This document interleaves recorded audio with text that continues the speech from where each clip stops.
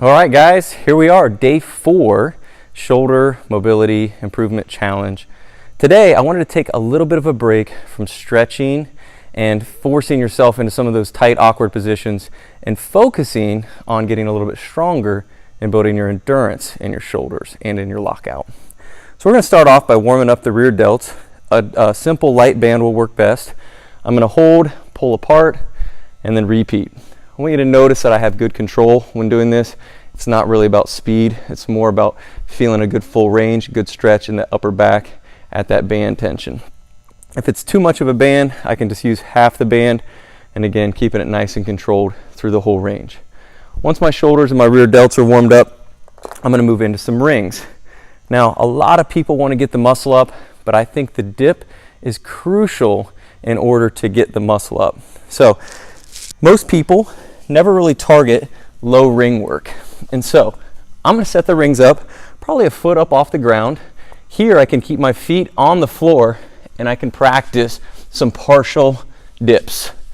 This is going to allow me to build some chest strength, shoulder strength, and tricep strength.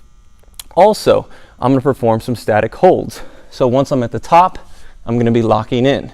For more advanced version of this, I can take the feet off the floor into an L sit.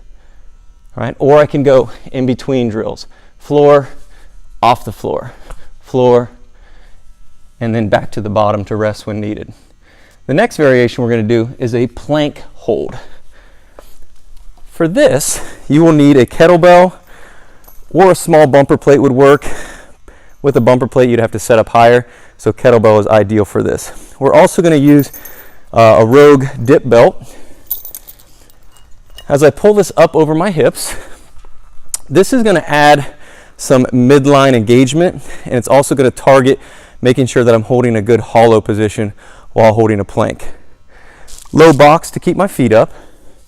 Once I set up here, I'm going to be focusing on breathing and fighting for good lockout. If I need to make more challenge out of this, I can externally rotate my hands, and this takes my body off the straps. Static plank hold with tension on the midline.